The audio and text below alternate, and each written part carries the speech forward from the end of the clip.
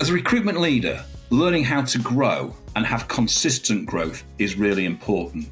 And learning how big recruitment agencies consistently grow and scale is equally important for all businesses and all recruitment agencies at all sizes. In this podcast, Esme Bianca-Barry talks about how culture is so important for her growth, how tech enables that growth, and how her own self-development has become a critical point for growth for that business. So watch the podcast by Jump Advisory, Recruitment Leaders Unlocked, Episode 4, Growth. Hello and welcome to episode number 4 of Recruitment Leaders Unlocked with me, Howard Greenwood from Jump. In this episode, my guest is Esme Bianca-Barry, the CEO of Affinity Workforce, an education recruitment specialist made up of 4 brands: Monarch Recruitment, CER Education, Careers Teachers, and Sugarman Education. So, I think to start, Esme, you give us a bit more of a personal rundown of yourself, your size of the business, and what your position within that business is. Absolutely, yeah. Thank you for the introduction, Howard. So as Howard said, I'm Esme. I'm the Chief Executive of Affinity Workforce. So I started off here in Monarch Education, which is one of our brands, as a trainee recruitment consultant some 14 and a half years ago or so. And I've worked up through the various positions now into the group CEO role of the 4 brands. So we're education recruitment specialists, and we support schools, multi-academy trusts around the UK with their temporary staffing solutions to schools. So supply teachers, teaching assistants, anything from caretakers and administrative support staff into the schools as well. So personally, I'm kind of really passionate about making a difference in the sector and sort of transitioning and believing more so in a more ethical recruitment model. So a big part of what we're trying to do here at Affinity is move away from sort of a transactional supply relationship with our clients and into a more kind of meaningful partnership-based relationship. So that's kind of core to our strategy and what we're trying to do over the next few years. As I said, we've got 4 brands. We've got about 250 employees across 16, 17 locations all over the UK. So we touch a little bit into Wales, but not Scotland. So yeah, that's a little bit about us. So falls right into our locker of a large recruitment agency. And I think for this, so the objective is to really understand how an agency of your size, actually focuses on growth. So let's kick off, because I think we've got so much to cover. I think we're really interested to see what's going on. So if you start to look at it, what common growing pains did you face as a business, as the business scaled, and how did you as a leader address them to maintain motivation? Sure. I think I'm in a slightly unique position probably because I sort of grew up with the business. So as I said, I started in our Monarch brand when it was an owner-managed recruitment business. And we were acquired by Capita PLC. And then ultimately I ended up kind of moving through the ranks there into a managing director role for Monarch. And when I took the chief exec position on was kind of the first time I experienced multi-brand management and managing a much larger organization. I think the kind of first initial growing pain was understanding how to maintain the culture and the control across a bigger geography, a bigger footprint, going into a different brand that had its own kind of set of cultures, its own set of values, its own set of history, I guess. And really working out what was important to us around what were the meaningful bits of culture that we needed to maintain, and actually how did the different brands keep their own identity. And I guess the way that we addressed that was really just being sort of transparent, being open, being honest, and actually trying to understand first what the culture of the business that we inherited was, what the good bits were and what people liked about it. But on the flip side, maybe some of the challenges that people had. So sort of addressing the challenges and molding them towards where we wanted to go. But also trying to retain the good bits that keep the brand's identities kind of unique and separate. I mean, I talk to a lot of our emerging managers about it now as well, because I call it sort of sometimes like big office problems, where you've got teams that used to be 4 or 5 people that might now be 12 people. And suddenly you've got, different personalities to manage, different issues to manage that you just don't have in a smaller office where everybody's a lot closer and works a lot closer together. So it's sort of the same challenges all the way through the organization. But yeah, I think it's just about approaching it with transparency and understanding what's really core to your values and which bits actually it's okay if the brand's slightly different.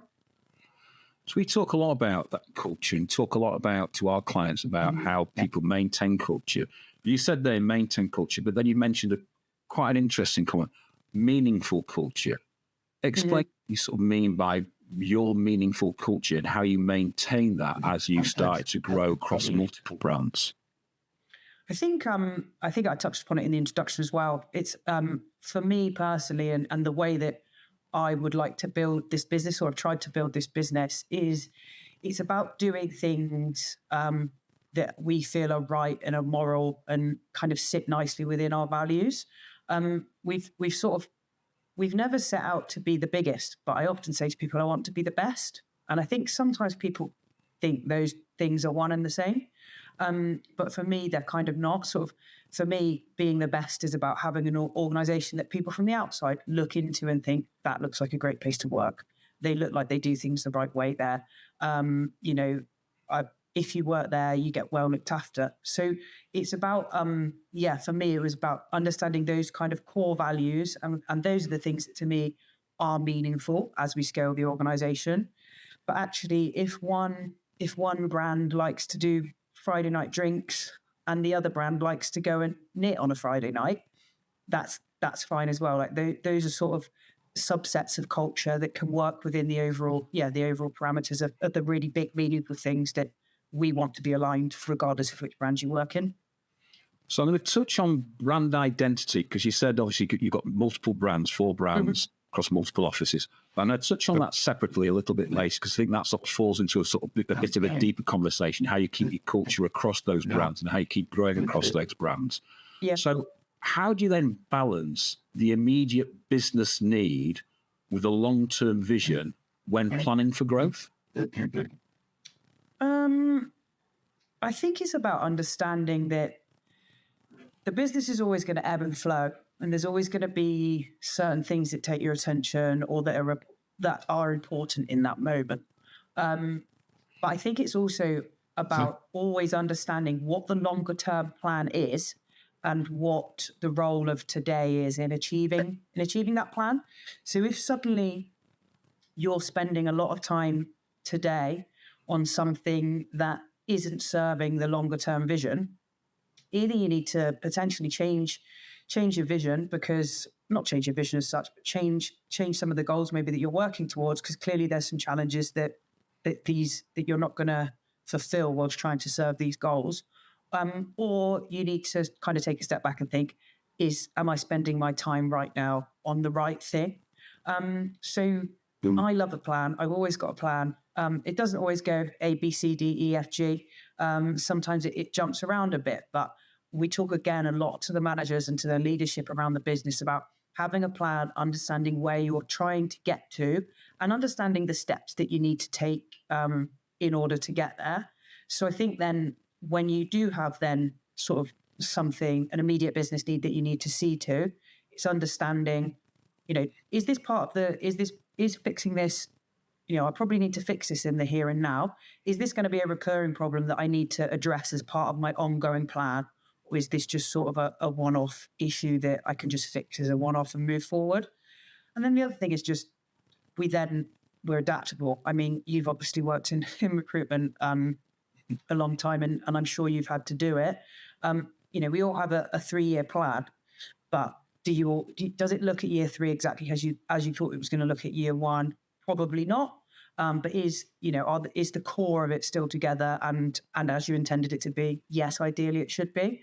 So I think it's just like I said, it's about understanding how you're doing, what you're doing here and now is actually serving the future of what you're trying to achieve. And if you're spending too much time doing stuff that isn't serving the future, maybe you're a bit too far away from that aspirational place that you're trying to get to, and you need to take a step back and realign your goals.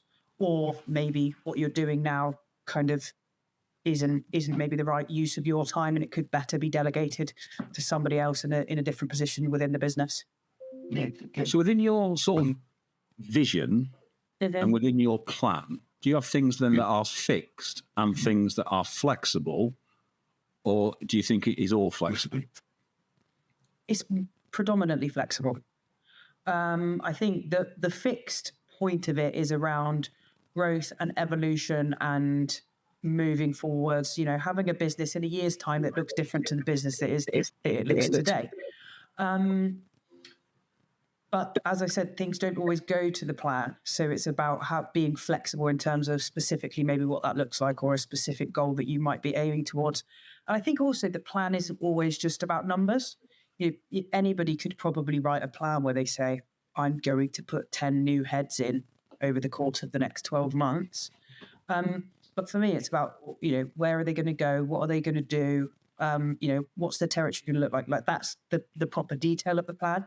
So yeah, it is pretty flexible, but again, within a broad agenda. So one of our core things at the moment is around bettering kind of some of our back office infrastructure around the business. Now, I don't know exactly what that will look like in a year's time, but I know kind of the people that I've got and the plan that I need to work around with them to get to that position. So it's about sort of having a little bit of flexibility within that, and changing it as you need to. So what you're saying is that your business is reactive to what the market's doing, and you're always looking at your vision, and as long as it stays within that vision, then there's quite a lot of flexibility with how you get to your end goal and how you're driving to your end goal. Yeah, so we have sort of some core key business objectives, if you will.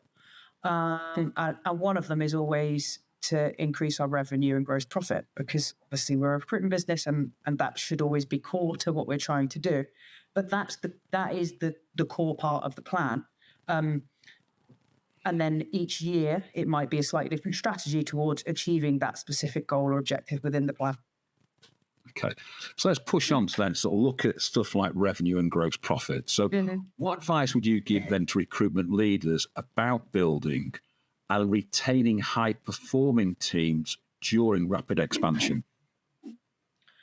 I mean, it's something that's been a massive challenge for us, and it's one that we're getting much better at in terms of kind of how we do that. I think it's sort of two different things, isn't it? It's how you retain the people that you've got, the high-performing talent that you've got, and then it's also how you add to and embellish that team, I think, with the right talent. And it's also then within that how you keep the culture of what you've got. Because sometimes the highest performing people aren't necessarily the right people potentially to have within the business as well. So it's about recognizing who's kind of serving the culture that you're trying to build and who isn't.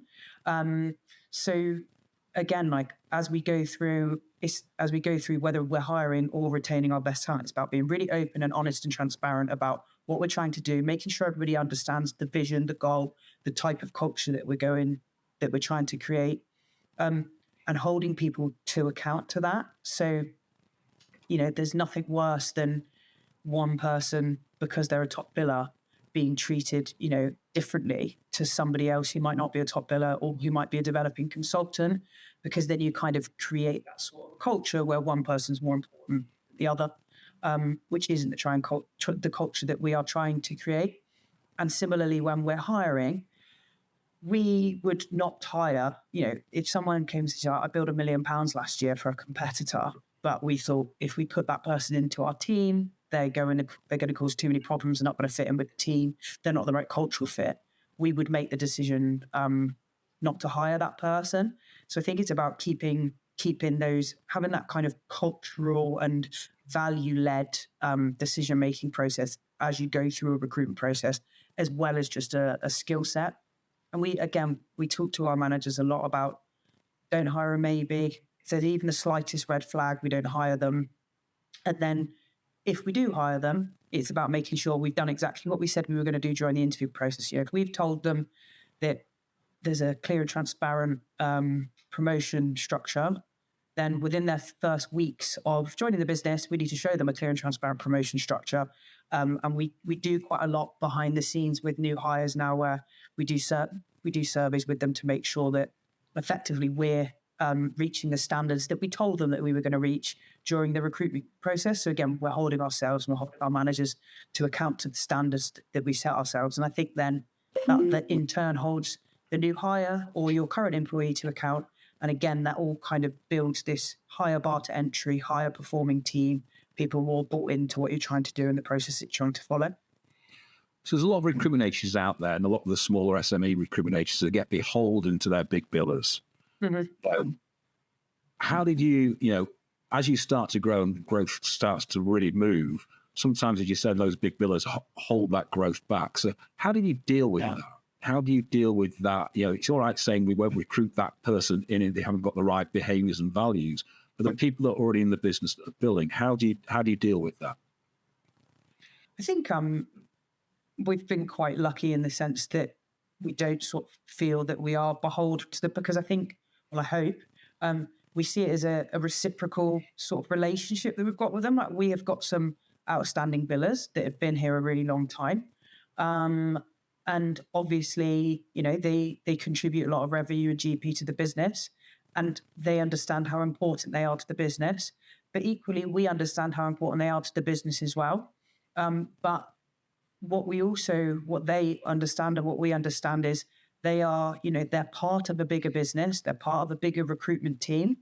And actually, what we ask of them is that they help us to set the standards and to hold people to account. So rather than saying, here's a set of rules for you because you're a big biller, and here's a set of rules for you because you're not. What we say to the big billers is, this is what we're trying to do. This is the culture we're trying to create. This is the standard we're trying to hold everybody to account to.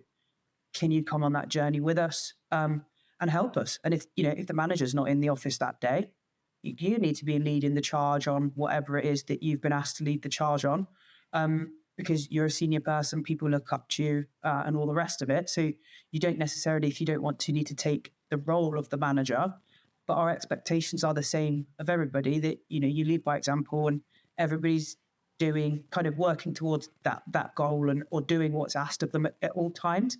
And then I think when you operate in that way, it's then a level playing field, because everyone's got the same level of expectation. You might ask, where you might ask a bigger biller to set the standard because they know what they're doing, and whereas you might ask an emerging biller just to follow because they might know what they're doing. But ultimately, the standard is we're all kind of doing the same thing to achieve to the same goal, and that's always how we've tried to work with bigger billers. And ultimately, we're all human beings, and most of the reasons that they are bigger billers is because they've been here a long time, and therefore they've got a level of loyalty to the business, to their colleagues, and to the rest of it. And I think it's about just remembering, whether you bill 50K or £1 million, you're just a person who comes to work every single day. So it's just about having, a human conversation with those people. It's really interesting, that sort of comment there, because I know through my management career and now through coaching recruitment agencies, one of the things that I did when I sort of first really moved into sort of high-end management was a couple of offices. I stripped out some of the most, what I would class as some of the most poorest culturally based recruiters, and some of those were really high billers. And then once we removed them, we watched the office grow and grow because the culture got tighter and tighter. But then same again, when I'm now coaching and mentoring these small recruitment agencies, sometimes their need to hang on to a biller, even though they're destroying it, they don't realise that if you remove that person, the rest of the team will cover what they've been billing and so much more, because it's about the culture and the presence of the culture. So it's really interesting, even a business of your size is still driving down that avenue of culture-based rather than skills. And I do say to people, it's all about get the right values, get the right behaviours, get the people with the right will to do the job, and then we can train and develop the skills. Yeah, I say to people a lot, recruitment is not the hardest job in terms of being the most difficult, but it is hard work. So, once somebody's taught you kind of the basics of how to actually do the job, it's generally the same thing repeatedly, day by day, year by year. The difficult thing about it is, having to pick yourself back up when you've been let down by a candidate, or when 5 clients have said no and all the rest of it. And that's the bit where really the culture becomes important, because you need the people around you to pick you up and do all the rest of it. But, we've had that issues where in the past we've had the wrong people in the business, and, you can see that they're gonna stop the business growing and moving forwards. And there are times where you have to make kind of those difficult decisions. But equally, I think we're at the point of the business now where the management team have been here a long time. I've been here a long time. We're lucky enough that we aren't in that position where we have any of those people that are here right now. So as long as we continue to work the way that we're working with our established billers and we don't bring the wrong person into the culture, we've obviously got a little bit less risk of kind of building that more toxic environment moving forward. And yeah, that's something we're still kind of very attuned to on a day-by-day basis. So then if we start to move on, let's sort of just move off people for a small part of the time, okay? The big move at the moment is all about tech, AI, etc. So what role has innovation or technology played in your growth? And how do you decide where and when to invest? I think innovation and technology aren't necessarily one and the same. So we've just gone through a big tech project where we've upgraded all of our CRMs to be on a standardized system, which it's not the most innovative technology. It's not necessarily groundbreaking, but what it is it's up to date with kind of what's out there at the moment. And we've done it because some of the benefits that we get ultimately support business process efficiency. So our CRM at the moment, for example, now we have built-in sort of candidate onboarding tools and email automation and things like that, which even when I started in recruitment, 14 years ago, we were still getting timesheets faxed to us. So it is innovation in that perspective. But it's not sort of, right at the forefront of what technology could possibly do in recruitment. And I think that's kind of to your point on how do you decide what to invest in and where.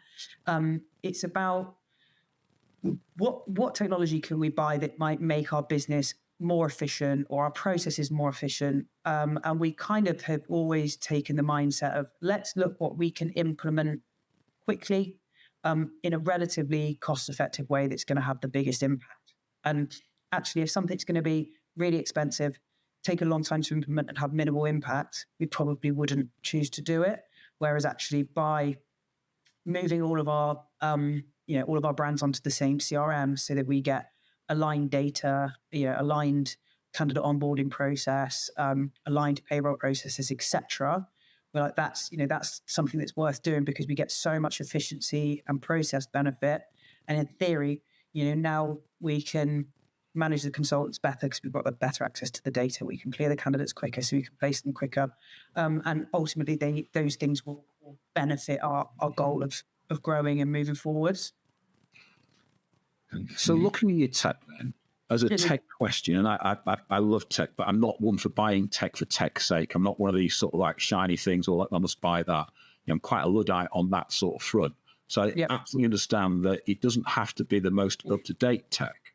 But what you're saying is then is that the way you're using your innovation is to create efficiency in your process, which creates time for your consultants to spend more time with your clients and candidates, and your back office. It means that you have less error in your process, and therefore you're having less issues with your clients and your candidates again from a back office point of view. Is that what you're developing your tech for?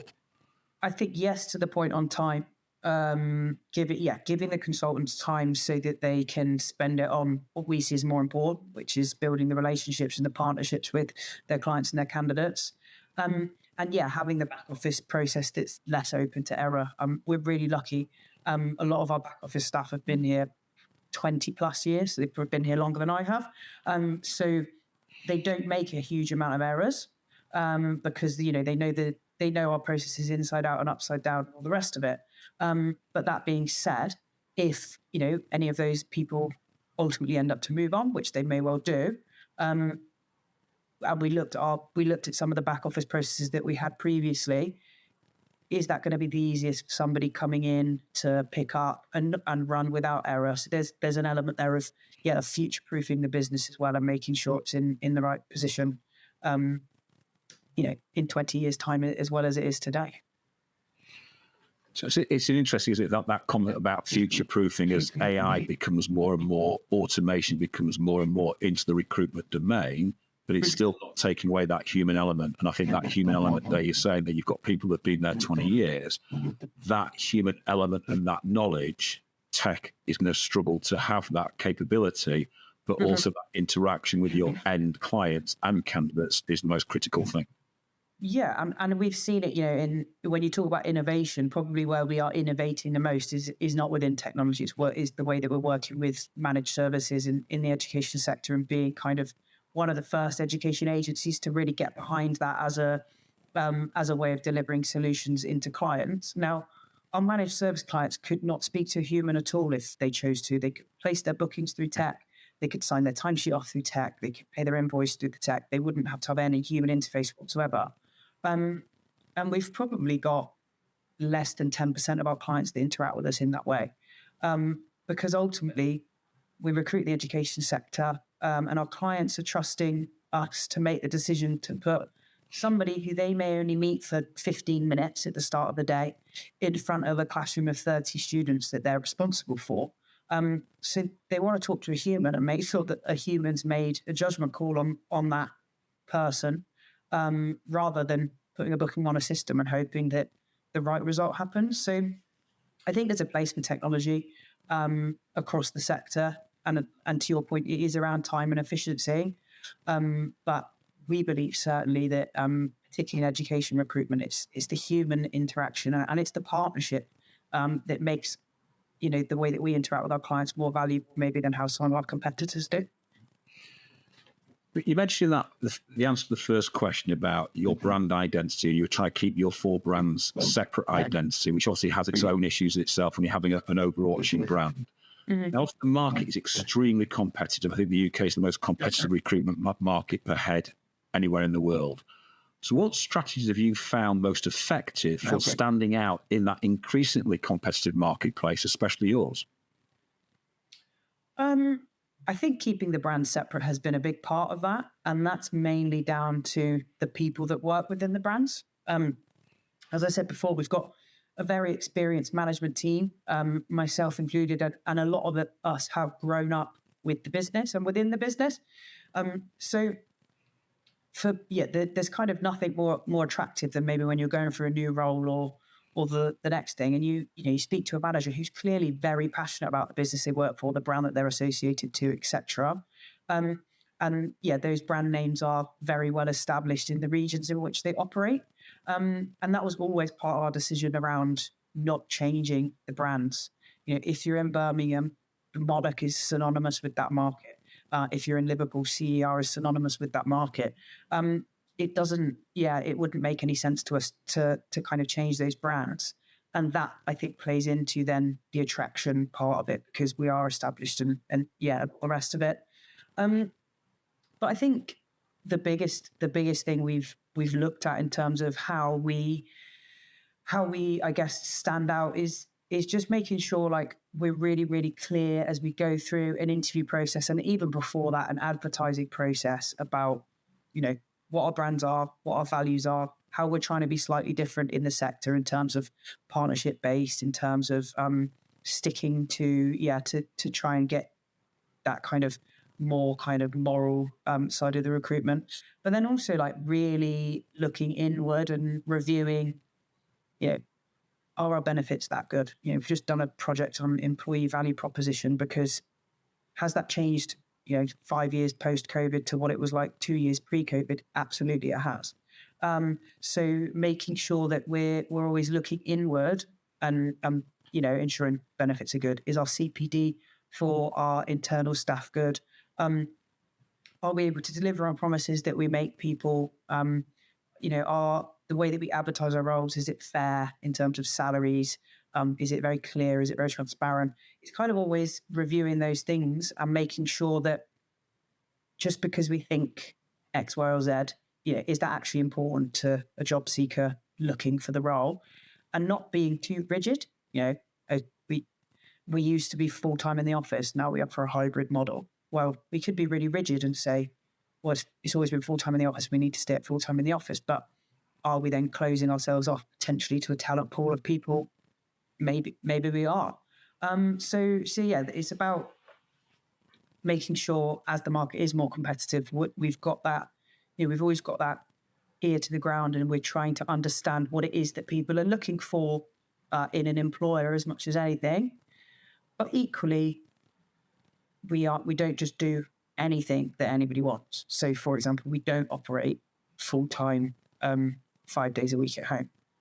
And that's a non-negotiable for us.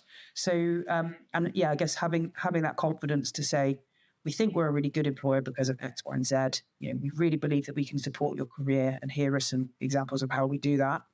But these are the parameters that we need you to work within in order to succeed here. And then that kind of, I think, allows us then to stand out, because it gives people a very clear understanding of what they're going to get when they start a job in any of our brands. So what you're saying is, from the outside looking in and from the inside looking out, your values, your mission, and your purpose are the things that you hold most dear when building your teams, developing people into your teams, and therefore that will give you the differentiator against your competitors in the marketplace, but also give you a differentiator with your clients and with your candidates on why they want to come and work with you. Absolutely, yeah. And I think also, just to add to that, our track record. Myself sat here as the chief exec, having started as a trainee recruitment consultant. Alex, my colleague, who's the chief operating officer, having started as a trainee recruitment consultant. Most of our regional managers having started in junior recruitment consultant roles.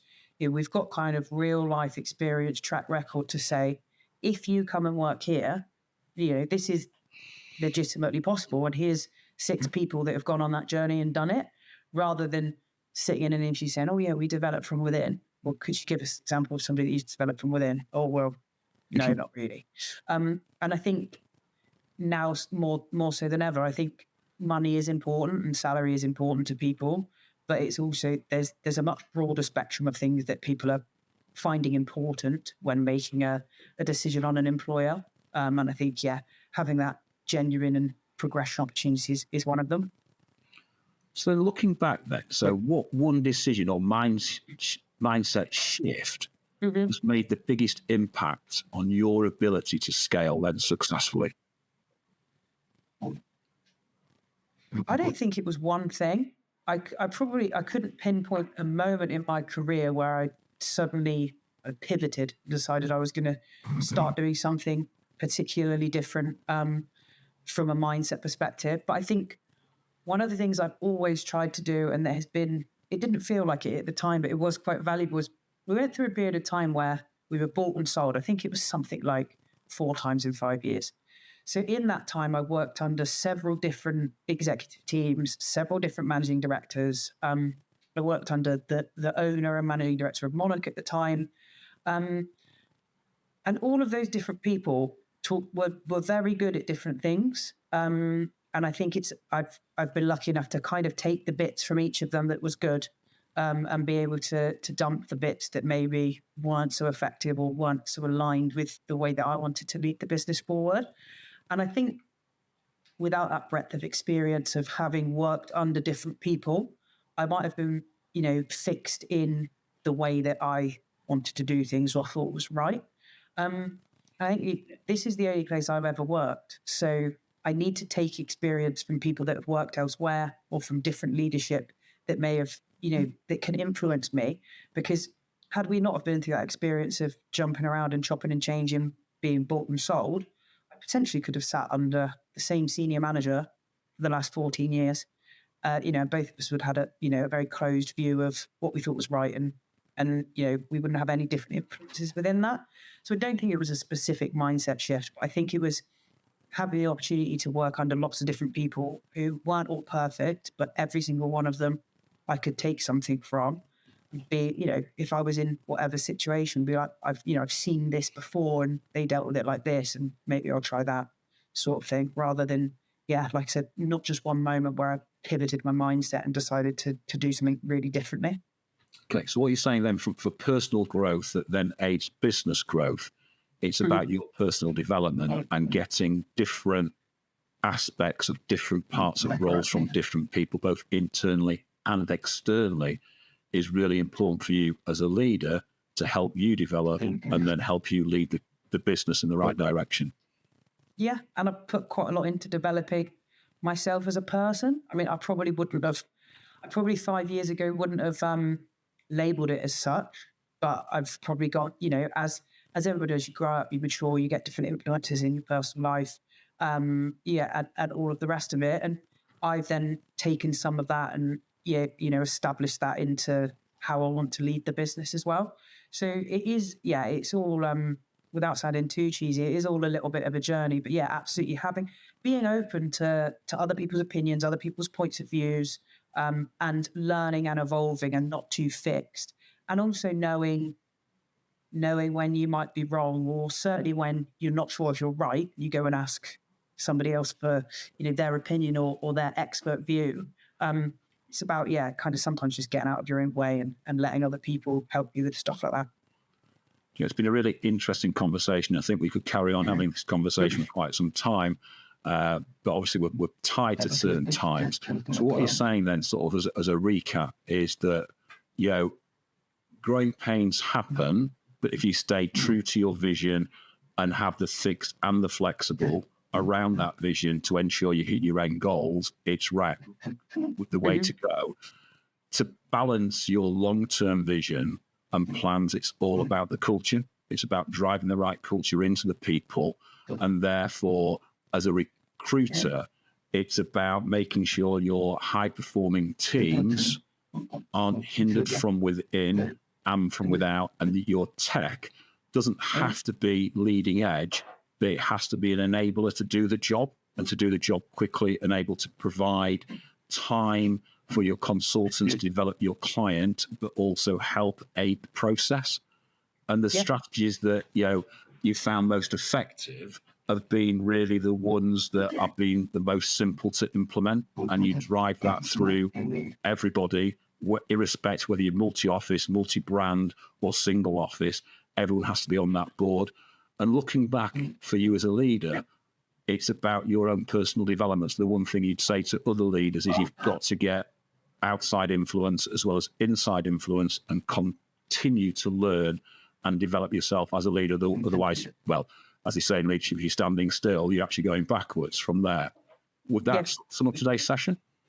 Yeah, absolutely. No, yeah, I think you're spot on, and you summarised it perfectly. So, one last question then. If you had one piece of advice to any recruitment leader, irrespective of the size of their recruitment agency, what would that be? I think probably it's about being kind of authentic. It's being your authentic self and making people see that you're a human and you care as much as they do. And that, it's not just always about the bottom line or the numbers.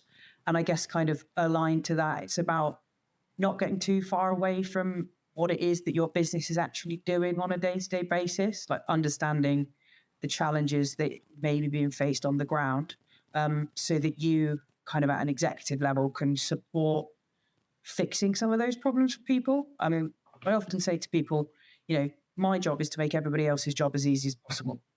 And people probably think that that's the other way around. Like everybody else's job is to make my job as easy as possible. I've always kind of flipped that on its head. And I think if I'm close enough to the business that I understand what's really making it hard for them, I've hopefully got the influence to be able to fix some of those challenges and therefore make their lives easier, which in turn makes my life easier as well. So yeah, that's probably my best piece of advice. Yeah. It's interesting, isn't it? I remember sort of, as you get to the top of the pyramid from a position point of view, the lower it gets, but the harder it gets, and you haven't got that support mechanism. So that delegating down and helping people make their job easier makes your job so much easier, because you're not the blocker, you become the enabler, as I said, from there. Esme, that's been a really interesting conversation. Thank you very much for your time. I hope you've enjoyed it, and I hope everyone else has enjoyed it. And I look forward to seeing you all on the next podcast of, what we're going to produce on growth, and then what we're going to produce on leadership as well. So thank you very much. We look forward to seeing you all on the next one. Thank you. Goodbye. Thanks, Howard. Cheers.